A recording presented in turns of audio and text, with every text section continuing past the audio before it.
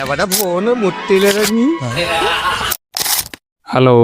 അപ്പോൾ അടുത്ത വിരുന്നുമായിട്ട് ഞങ്ങൾ കുട്ടനാട്ടിലേക്കാണ് പോകുന്നത്. ഞാൻ ജനിച്ച് ഒരു 4-5 വയസ്സ് വരെ ഞങ്ങൾ ഇവിടെ ആയിരുന്നു കേട്ടോ താമസം. ഇവിടുന്ന് പിന്നീടാണ് ഞങ്ങൾ ടൗണിലേക്ക് പോകുന്നത്. അങ്ങനെ രാവിലെ ഞങ്ങൾ ചേനങ്കരയിൽ അമ്മയുടെ വീട്ടിലെത്തി. അവിടുന്ന് ഒരു വള്ളം എടുത്തിട്ടാണ് ഈ പോകുന്നത്. പോകുന്ന വഴി ഒരുപാട് വീടുകളിൽ കയറി മുഖം കാണിച്ചിട്ട് വേണം ഇന്നത്തെ മെയിൻ വിരുന്ന് സ്പോട്ടായ വെല്ലിച്ചൻ്റെ വീട്ടിലെത്തി. അങ്ങനെ അവിടെ ചെന്ന് കഴിഞ്ഞാൽ നമ്മുടെ കസിൻസും അനിയനൊക്കെ ആയിട്ട് ഭയങ്കര മീൻപിടുത്തവും കാര്യങ്ങൾ. ഇട്ടിരുന്നത് നല്ല ഡ്രസ്സായിരുന്നത് കൊണ്ടും പണിയെടുക്കാനുള്ള മടി കൊണ്ടും ഞാൻ ആ പരിസരത്തേക്ക് പോയി.